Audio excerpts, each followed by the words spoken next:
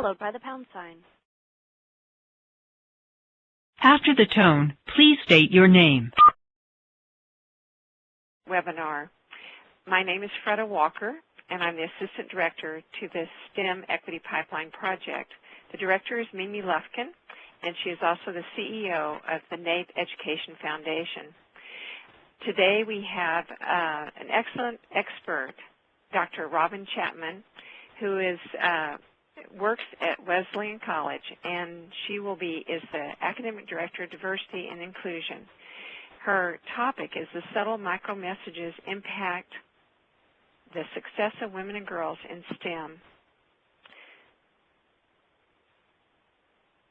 Okay, thank you, Freda. I appreciate it. Oh, I'm not quite ready for it. Oh, okay. Here we go. I was trying to get my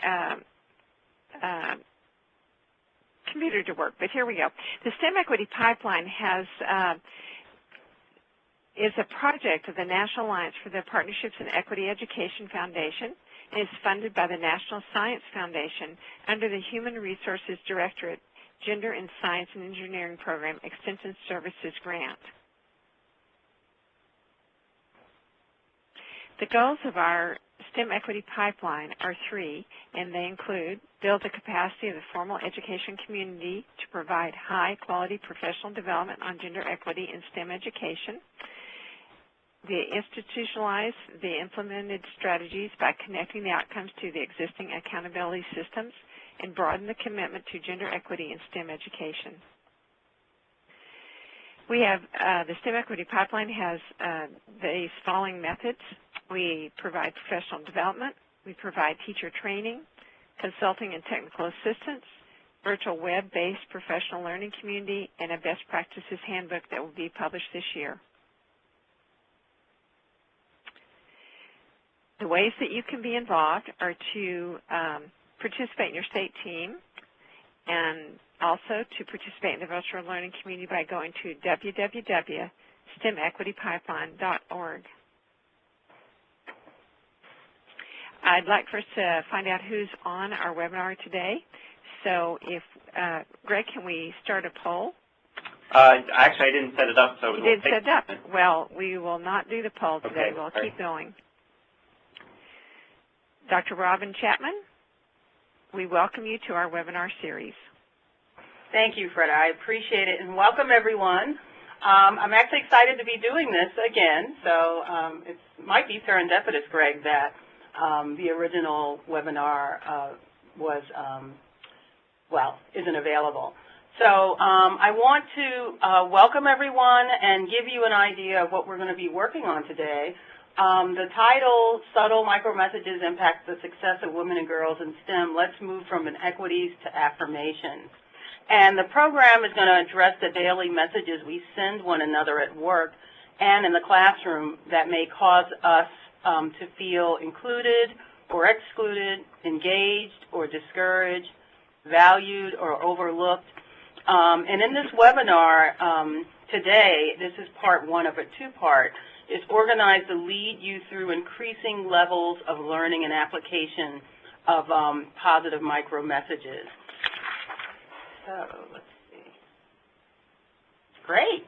So our objectives for this webinar are to just have a general introduction to micro-messaging, and actually I'll move up one slide, to understand how to recognize it and gain some fluency with that, to have some awareness of what the triggers are to micro-messaging, and there'll be some exercises that we will conduct together to help us get a little bit of practice recognizing micro-messages. And then I will give an overview of part two, which I believe is available online, and this way you'll be all set to go to part two, which has a lot of hands-on practice in understanding, recognizing, monitoring, and addressing micro-inequities.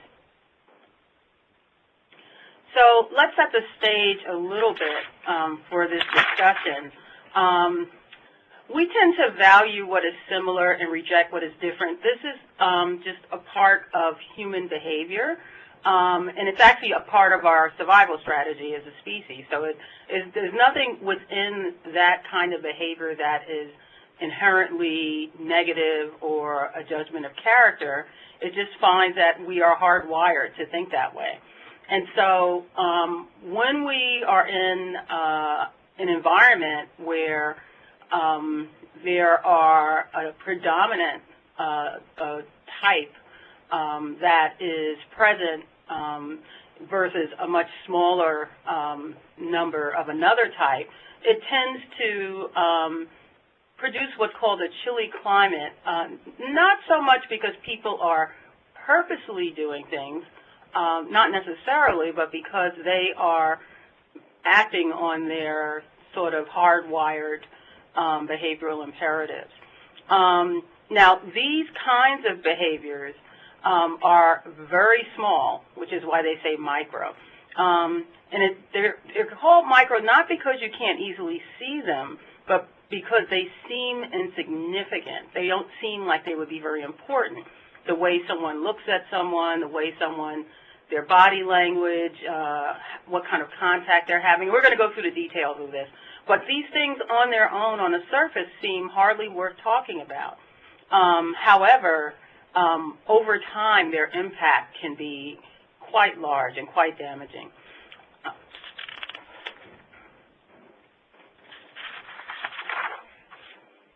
Okay, so let's talk a little bit about how we respond to others and how those responses may or may not hinder the development, in this case, of women feeling comfortable moving into STEM or feeling they belong in STEM careers.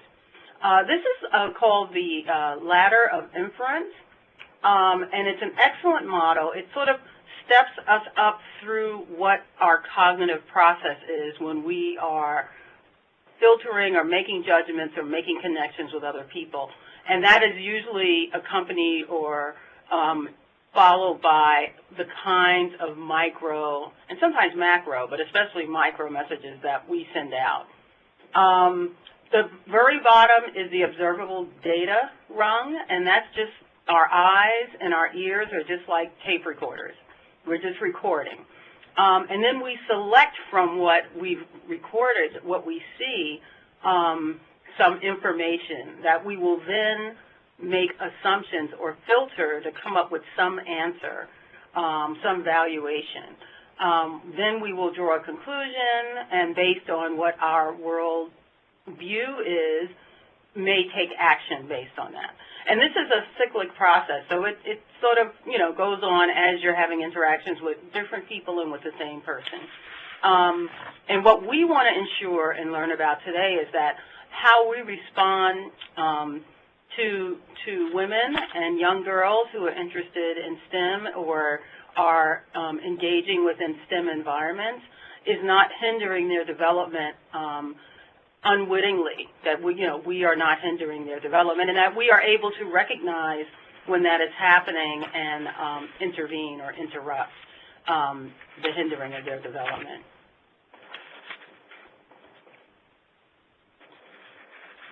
So I just wanted to make a few sort of definitions, because you're going to hear these words over and over, and these words are quite overloaded terms. So as in negotiation 101 theory, I want to make sure we are all on the same page as far as our definitions. Equity, when I talk about it, is I'm referring to a concept of fairness, the idea of fairness.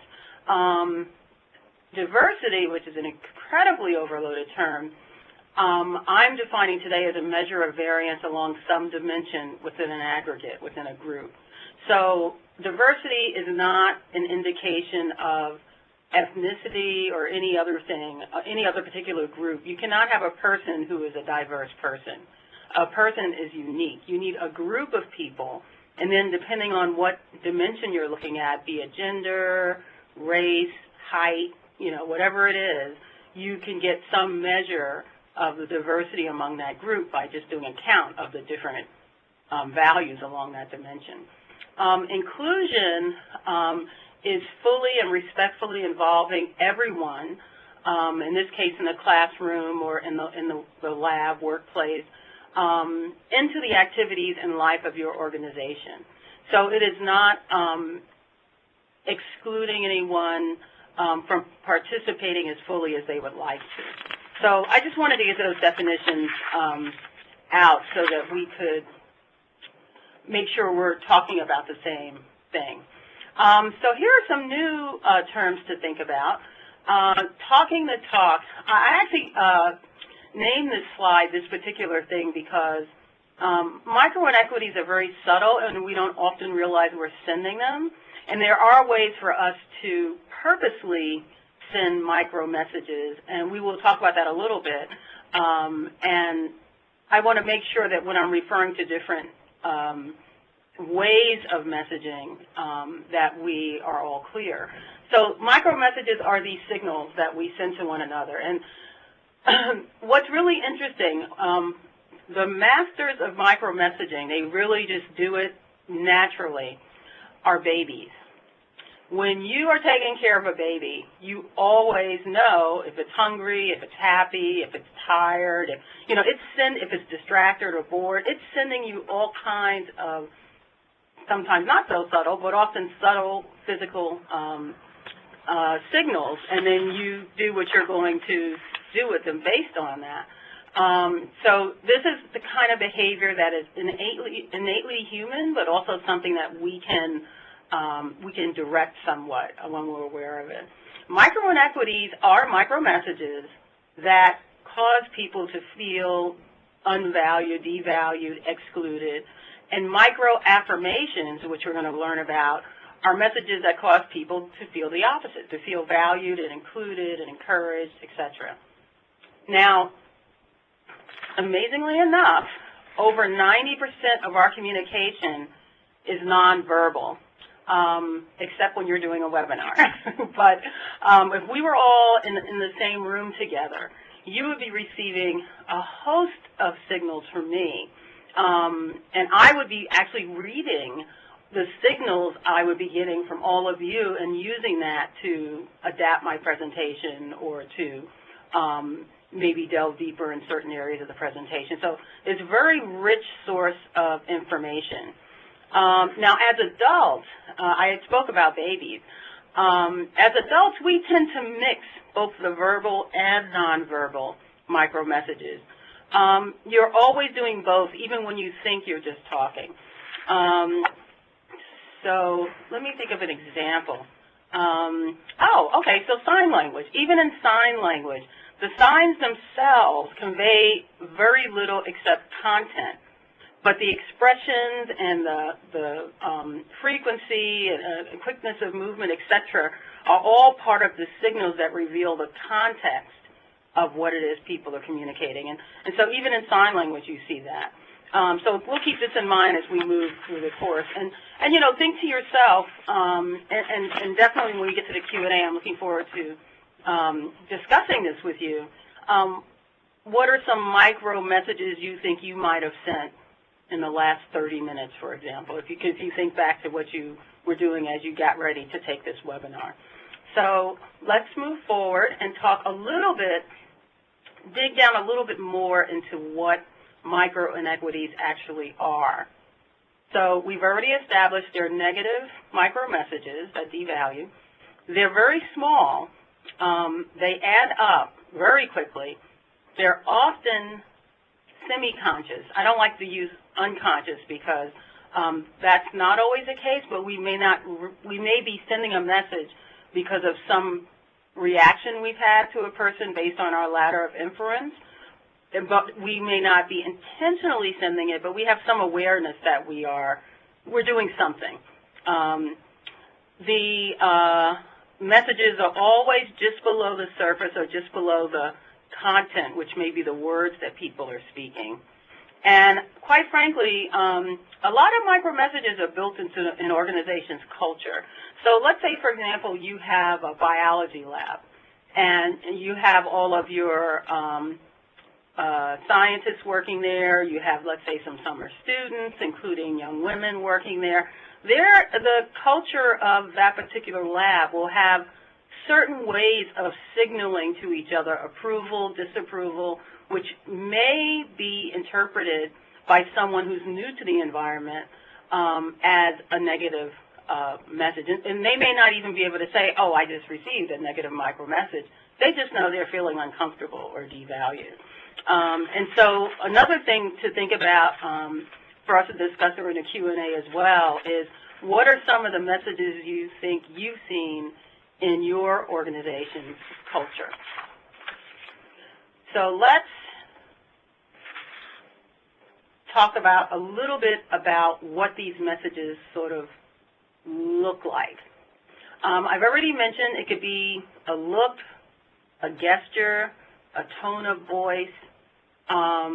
It could be seemingly harmless messages of devaluation. That's usually when someone's sort of making almost like a joke or doing something that in some way actually conveys through words a devaluation, although it doesn't seem on the surface to be explicitly the intent of the person. The absence of a message is also a very critical micro-message. So, for example, if you have two students, one male, one female, for example, and they're both working on some similar assignment or experiment, and to the male student, as he's completing a portion, you go, oh, this is great, you know, you pat him on the shoulder, you make eye contact with him, and then you move over to the female student and you say the exact same thing. Oh, this is great, but your tone is different, you haven't made any contact, eye contact or otherwise, your body language, your body might be turned slightly away, just things that sort of show a difference in valuing of this person. The messaging is a little bit different. And these things happen at different levels. It can be at the vocal level, it could be at the physical level. So it's actually a very complex sort of communication interaction. Whoops. Okay, so let's think about some examples of micro-inequities. And some of these I'm sure you will resonate with. And as we're talking about these, try to think of instances where you've noticed a micro-inequity. For example, dismissing the idea of one student only to applaud the same idea when it's just paraphrased by, for example, a male student versus the earlier female student. And this is something, even if you're in a meeting in your office, you might see, depending on the culture of your organization. The way someone is enthusiastically greeted and introduced versus sort of a lackluster, lukewarm greeting or introduction. Continually confusing the names of people. For example, you can never, someone who always seems to mix up the names of their female PhDs, but always gets the names correct of the male PhD, for example. So there are many examples of that. Now, having said this, let me add one sort of caveat. A micro-inequity is not when someone introduces someone in a very lackluster way if they always introduce everyone in a lackluster way. If they do the same kind of messaging with everyone uniformly, then it's not a micro-inequity. It's only when you see a consistent difference in the way you are engaged in the messages that are being received that you have a micro-inequity. I think I meant to mention that earlier. That's actually very important. Some other examples, they're here on the slide, but like I said, the facial expression, the body language, and then there are some more, or maybe less, subtle micro-messages. The assumption that women faculty, for example, are support staff, the initial assumption, that is, that kind of thing, referring to male faculty as doctor or professor, and referring to female faculty as, you know, Miss or Mrs., kind of addressing them is sending a subtle message about who is valued or who belongs within a certain domain. So there is a cost to consistent, subtle messages of devaluation. To the person who's receiving the message, it leads to just lower self-esteem. It can be actually quite devastating. It's sometimes called the death of 1,000 cuts, you know. 1 or 2 little cuts you can take, but after a while it gets to the point where it's just draining and you wouldn't be able to continue.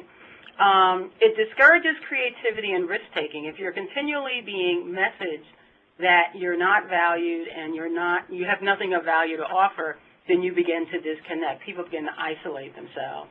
And I call it the negative Pygmalion effect, but instead of, you know, blossoming out into the fullness of your abilities as a scholar and an academic and a researcher and an educator, you end up pulling away from or pulling out of going into those areas for your education and for your work life. So continue as we're talking to think of some micro-inequities that you may have sent, and of course we all send them all the time. We may not realize it. You may have seen or you may have experienced, and we can talk a little bit about how you characterize that message when we get to the discussion portion. So I mentioned earlier there is also a type of micro-message that is a micro-affirmation. And micro-affirmations are simply positive micro-messages. And here's the point where we can begin to offset, interrupt, seed the young women and young academics with the confidence and with the recordings literally in their head that they belong, that they are part of the community of scholars, that they belong in the fields, these STEM fields that they obviously find fascinating and want to contribute to. So what we want to do with micro-affirmations is use them to do these things, to inspire confidence and risk-taking and creativity and innovation for women, young girls and women, as well as for men. So interesting, what might a micro-affirmation look like? Think of some micro-affirmations you've seen or experienced. For example, a good example to think of is, how do you let a child know you think the child is important? When they're talking and you're listening to them, how do you think they might know that? When you introduce them to others, how do you think they might know that you are thinking of them as important? And we'll talk about that at the end, because that it's often easier to think of how to do these things with children when people, believe it or not, when people are first practicing sending these messages. So think of, one moment, I'm going to click. Let's think of inequitable work environments and how they impact women in the STEM field. When the messaging that they are getting is predominantly micro-inequities, it exhibits itself or it presents itself, the overall effect is women feel a lack of collegiality, like they're not really part of their academic cohort. They don't feel supported or mentored. They feel they're being left out of the information loop. And then this leads to isolation. So actually, micro-inequities are more of a barrier to a more inclusive work and learning environment than even overt harassment and discrimination. And what I mean by that is, when it's overt, you can point to it, and and it's usually pretty clear to anyone listening or looking at it that harassment has occurred or discrimination in some way. But when it's through this form of these very subtle micro messages that are really hard to point to each one and make it seem like they're really big enough to cause harm, it's a much, much harder to sort of address. And actually, micro-inequities alone are typically not legally actionable. So petty slights, minor annoyances, simple lack of good manners, this is what they are usually characterized at, but they're not actionable. So it makes it's even more insidious. It makes it very difficult to kind of get a handle on what is going on if you're the one receiving these messages. In the original webinar, we did some polling, but since we're not doing it for this one, we will do this exercise once we're able to have our Q&A and discussion. But as you're thinking about it, just remember none of us are immune, and micro-messages are universal. Different cultures have unique ways of sending and receiving messages, and I would be very interested in us sharing a little bit of the kind of message, what kinds of message signals deliver what kind of negative messages to each of us. Okay, so I've talked a little bit about what micro-inequities are, what micro-affirmations are, and how micro-messaging can be quite powerful. What I want to spend a couple of minutes on is talking a little bit about some of the things that actually trigger our messaging. Okay, so our triggers, and these triggers they're hardwired, as I mentioned at the very beginning of this webinar. Things that are familiar, we feel good about it, we're comfortable, we're rewarded, we seem to give it greater value, greater attention. Things that are different are often interpreted as, possibly dangerous, as something strange, and, we don't do it that way, and in some way it needs to be pushed away. Now, this is the hardwired part of our brains talking, and, it served us actually pretty well for tens of thousands of years, but we are now at a point, we hope, of increasing sophistication and continually working to develop ourselves so that we can sort of move on and add a layer of sophistication to the way we communicate on top of our hardwiring. So the first thing that's most important is learning to recognize your triggers. Once you know which triggers for you are the most predominant, when you know you are going to encounter those in some way, or when you see that you are encountering that, you can monitor yourself. So, for example, and these may be positive or negative. These are triggers that may prompt micro-messaging. That could be a micro-affirmation or micro-inequity, depending on what the trigger is and what the values are of the trigger, male versus female, that kind of thing. So this is just obviously an incomplete list. It's culturally determined, depending on what the culture is. And you could add things like religion. You could add things like height. I mean, there's all kinds of ways to increase this list in a way that is relevant to you as an individual. And for example, height is a interesting one to look at.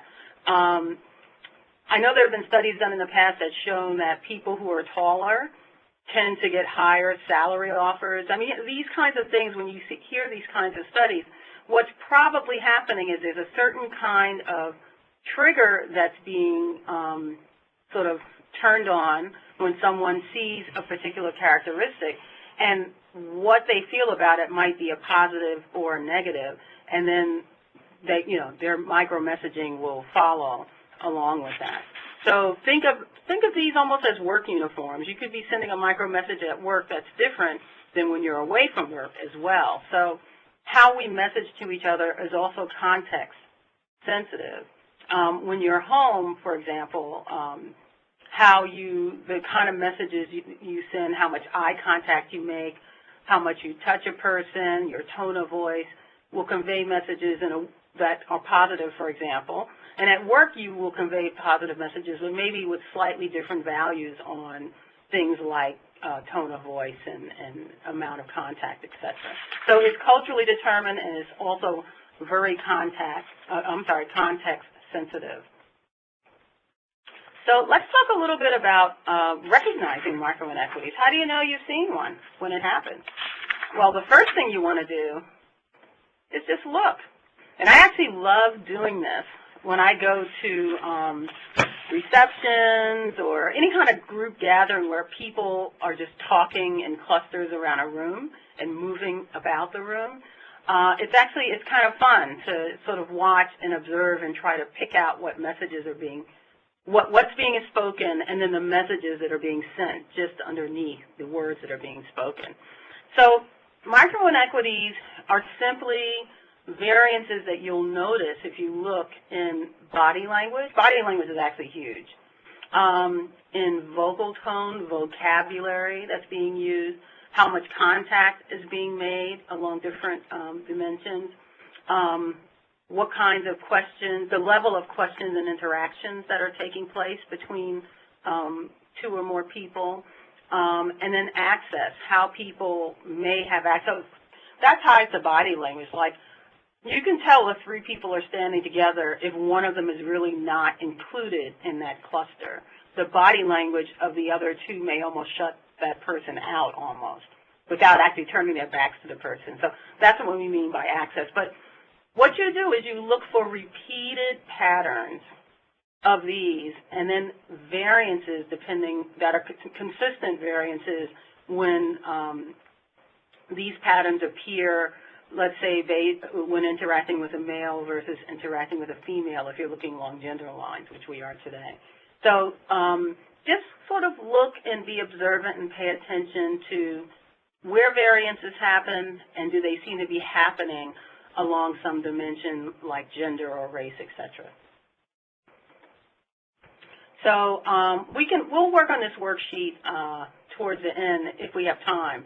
But basically what I usually do with participants is have them jot down characteristics of the micro messages they are seeing. I have them envision some social event or a meeting. Actually, meetings are fraught with micro messages. And then to just jot down their memories of the kinds of micro messages that they experienced or they observed. And if they can, remember well enough that they may have sent.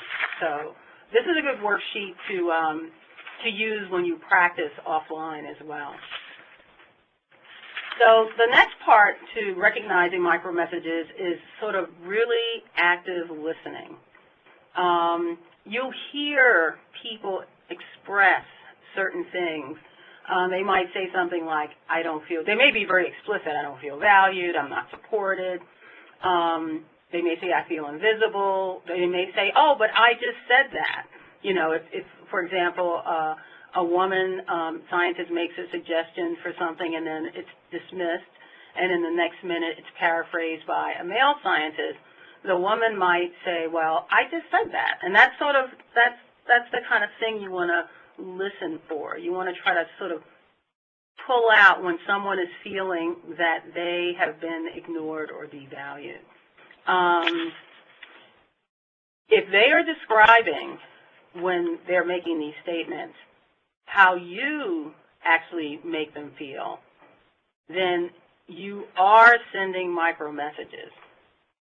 And I think I'll say that again, because this was a really difficult piece for me when I started learning about this theory, was that if someone is directing these statements towards you, the first reaction we have generally is to dismiss it or to play it down because, we don't mean to send micro-inequities or do something to what we feel might harm someone and often don't realize we're doing it. But if someone actually, shares this with you, then you are sending micro-inequities. They would not say it if they weren't receiving those messages. And so that's when you go through the process of monitoring yourself and trying to, figure out, even by questioning them even, which part of the behavior. You try to sort of do a little analysis or triage on that. And this next, again, the same worksheet, but what I usually do, because you can try this on your own offline, is try to do, it's a diagnostic sort of technique. What are some of the characteristics of micro-messages you think a person is experiencing? And if you have a colleague that you can work with, you can spend maybe a minute each. You take turns, as one person who's a sender and the other one who is the receiver of micro-messages, and you set up a scenario, something like, I'm trying to have a conversation with you, and you're going to send as many micro-inequities as you can to me while listening to me say something. Say the Gettysburg Address, for example. It doesn't matter what you say. And it gives the person a chance to practice sending micro-inequities, sending negative messages.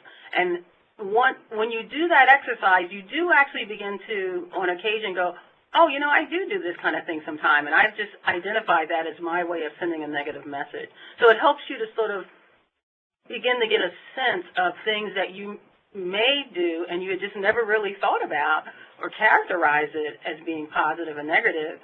And actually, you probably actually just never even paid attention to it. So it's a really good diagnostic technique for finding out what your particular style of negative micro-messages are. And then it's also good to do the same exercise again. Everyone takes turns being sender or receiver, and send micro-affirmations. You know, you can read the same Gettysburg Address, for example, but this time someone is sending you micro-affirmations, and look and see and listen to what that looks like. What are the kind of behaviors that characterize affirmations? And just make a list of them. Once you list it down, then these become a very powerful sort of tool and list of behaviors that you can use when you are working with young girls and women around STEM issues, or around in the classroom as well, or in the lab, for example. You can actually purposely send micro-affirmations. So that's how you would use that worksheet. And then the last part of recognizing micro-inequities, is the reflection part. And I've alluded to this already, how we're going to examine ourselves and try to understand what we do as individuals to send micro-inequities or to send micro-affirmations. So one of the things you want to notice is how you're reacting or interacting, is probably a better word, with the people around you. In this case, let's say you're teaching in a classroom or in a lab, and you have men and women, or young women and young men in that environment. Pay attention to your reactions. I mean, be yourself and do what you usually do, but just sort of occasionally take a moment and just reflect and check in and just say, when am I listening, when am I not listening? And you know, when am I as tuned in? Who am I including around certain activities? Who am I not? You know, et cetera. Who do I consistently overlook or seem to not really engage with? And these can actually be quite difficult if you start noticing patterns, because, you know, again, I mean, we are all good and fair people, and you just may not realize that you've been messaging in a particular way. So this is a way to really begin to tease out any behaviors, any micro-inequities and micro-affirmations you might be sending, and when you send it, and who you send it to. You begin to sort of get a picture. It's almost like filling in the pixels on a screen. After a while, you really have a pretty clear sense, and then you'll know where to address that situation. If you didn't realize it, but you were consistently calling on, let's say if you're an educator, your male students more than your female students, then that's fine. You know, you're not a horrible person. It just means that now you know, and you can actually pay attention to that, and you can interrupt that behavior. And you can begin to send micro-affirmations in ways that are equitable to all your students, for example, if you're an educator. So this is actually a very nice diagnostic tool as well. And actually, this is just a worksheet, and actually Stephen Young, who based his book on Mary Rowe's work, Mary from MIT, who's a good friend of mine, his book, Micro-Inequities, The Power of Small, this is his worksheet, or version of his worksheet. It's actually adapted. I've adapted it a little bit. But it's a nice way to capture what you are observing when you're noticing what you are doing. And you can use that same diagnostic technique when you're noticing what someone else is doing. And that makes it possible for you to have a conversation later where you actually have data points or enough pixels that it can sort of make a picture for them that they can actually see the overall impact when they see all of the messages, all of the ways that they have been messaging either inequities or hopefully affirmations. But it's a good way to capture that information so that it's not as fleeting and you're able to characterize it and then have a conversation about it. So one of the things that I really wanted to make sure happened during both parts of this webinar, Part 1 and Part 2, but in Part 1 in particular, I wanted to make sure first we had some understanding, common understanding of the concepts and a willingness to practice. I've talked about 3 or 4 different kinds of exercises that you could do. If you take 5 minutes a day, and I know 5 minutes is hard to find, but or with a coworker who has also had an opportunity to experience the webinar, and just practice taking turns being sender and receiver. Just that alone, if you did that a couple of times a week, a number of things would happen. One, obviously you would have a greater awareness because you're actually paying attention and you're practicing, you're trying to gain fluency in this work.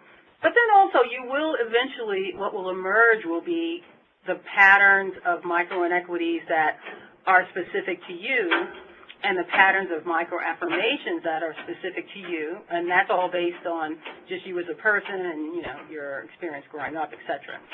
But you will also become, it'll become much easier to sort of recognize micro-inequities or micro-affirmations that you experience or you see being sent by other people, whether these are sent to you or to someone else.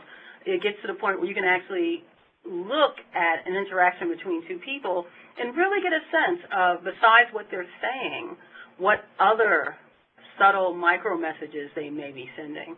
And that's very, very helpful. So, for example, let's say you want to be supportive, which I know we all do, of women going into STEM fields and being successful in their STEM careers. If you are able to, as an ally to women, and or as a mentor, recognize when you see this kind of messaging, then there may be something you can do according to whatever the constraints or standards are for your organization, of course, to interrupt that. And so interrupting could be simply a matter of having a conversation with the woman, or, I mean, there's all kinds of things, and that's for you to determine how to address it. But at least it didn't just go by you and you were not aware that this communication had happened. And so that's really, really important. The other thing I wanted was for you to have fluency with some of the concepts. And so you have that, and if you can practice some of the diagnostics I've talked about and the reflection, the self-assessment, that will make a huge, huge difference. And then third, okay, I think I was not connected for a second, but I'm back. Okay, and level 3, which would be something once you've been practicing and you go through webinar number 2, is a better recognition of micro-messaging and better practice in responding, and actually more strategies for responding, actually, is what we do in part 2.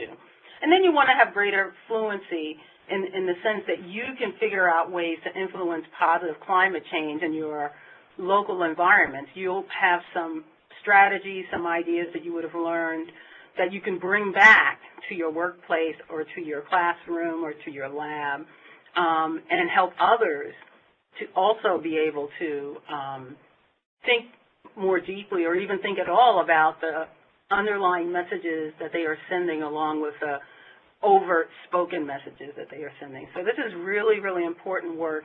It takes practice, but it's the kind of thing you can become quite adept at very quickly. Because remember, we as humans are master micro-messengers. From infancy up to now, we are wired to do it. So it's not something alien that we don't already have the ability to do. We are just trying to be more critical thinkers around this kind of work and have clarity in what we are doing as we interact with different people.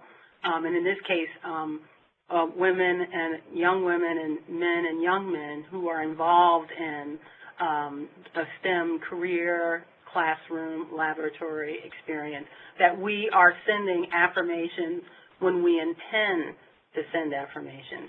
And there's this little catchphrase that I use often, and it's that impact is more important than intent. So we may intend to do good things and intend to send positive messages, but if the impact, if the end result to the person we're interacting with is not positive, we have the ability to change what we do so that the impact that happens matches what our intent is. And that's the purpose of doing this work, to make sure that there's an alignment between those two things.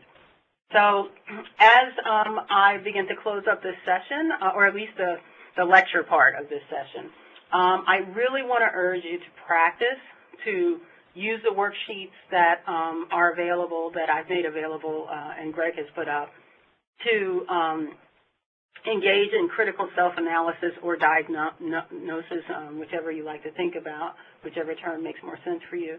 And then work toward aligning, as I just said, your intent and the goals of your messages, of your micro-messaging. Once you have a better sense of the way you send micro-affirmations, for example, whatever your style is, then identify one affirmation you will start using purposely. And then once you've identified your suite of micro-inequities when you're sending messages of something you either don't value or is different, then pick one and really pay attention and try not to send it, or at least notice when you are so you can interrupt it. And practicing doing those two things, actually, after a while, you will gain real fluency with that. And, you know, as always, make an effort, a conscious, critical effort to view your environment through the eyes of others and through sort of a micro-messaging lens, especially in particular situations, evaluative situations where someone's evaluating a candidate, for example, those kinds of situations where you have to make a decision about a person. That's the time that you know there's going to be triggers that are going to come up that are going to have you sending micro-messages, and that's the time to really monitor what you are sending and how you are sending it. So, so let's take this all home. Let's wrap it up. Really try to gain an understanding of when do you feel included and respected and valued, and what are people doing? What micro-messages are telling you that? You know, think about those things. Which of your behaviors may be shutting people out? You know, think about what signals might be going back and forth. What kind of signals do I send that encourages everyone to participate? For example, for me, I tend to make eye contact with as many people as I can when I'm teaching, so that even people who normally won't raise their hand, you make eye contact and they sort of, you know, sometimes they'll jump in because they feel they've been noticed and, you know, I realize that they're there. What are some large and small things you can do? The small can be working on yourself. The larger could be helping someone else learn about this material and practicing with them. And then within your work group or your classroom, think about, or your cohort of educators, scholars, administrators, etc. Think about what your group, you can do as a group, how much of this work you may be able to do as a group. So if you do, the next session won't be live because they have the recording of it. But think of questions, observations, notes from the exercises that you've received in this webinar, and when you view the next webinar, think of what some of those will be, and actually some of those questions some of your questions, may have come up by been brought up by earlier participants. Practice, this is pretty much a heuristic for how you can do a practice session. So that's good. You can take that with you and you have what you need. Again, this is one of the forms that helps. So in summary, what we've noticed, and I mean what we know for sure, is that the effects of micro-inequities are just the impact of micro-inequities for women in STEM are incredibly profound. All of the things that we know lead to an active scholar who is immersed in their craft, who values what they do and is able to make an impact on the world, all of those things are jeopardized by the effects of micro-inequities for women in STEM. So we want to do the work to be able to purposely and critically pay attention to and think about how to interrupt those kinds of messages whenever we see them happening around us. What can you do right now, like right after this webinar or shortly thereafter? One of the things you can do is practice, and I know I'm going to say that a lot, so I'm just going to let you know. And be specific when you are, what do you see most? Do you see mostly, is it the body language, is it the, I mean, really be specific about what you're seeing or hearing. It'll help you when you have to articulate these ideas to others to be able to be specific. Practice talking to other people about micro-messaging and micro-inequities and micro-affirmations. Practice at home. Practice with your friends. Just tell them, I want to practice talking about this thing. Tell me how you're taking it in. Does it make sense, etc. This skill, and it's a new skill, will enable you to rally STEM women to greater accomplishments because of the micro-messages you're going to be sending that inspire and motivate and get beyond the conventional rhetoric of supporting women in STEM and helping to actually get to one of the more insidious sort of barriers to women feeling welcome, that they belong, and that they can contribute to STEM. So next time, well, you won't have a live webinar next time, but there'll be some review and report out. So these are things you'll see in the part 2. You'll get some practice in responding to micro-inequities. I alluded to it in this presentation, but we didn't have time to do everything. You'll be given additional tools for continued development, and then you'll be given some very specific ways to seed positive experiences for women in STEM fields. Okay, thank you. I'm looking forward to a Q&A and to our discussion. Thank you. Dr. Chapman, thank you so much. Welcome. It just reminded me that as a human, I'm a master at micro-messaging, and I like that idea, thinking about that, and to look and listen and reflect can increase my effectiveness in my work group and in my classroom. And if I take 5 minutes every day to practice, I can become fluent. Absolutely. Affirmations. Thank you so much. And we will move to Q&A at this time. All right, so I'll stop the recording, correct? Thank you. Yes. Thank you.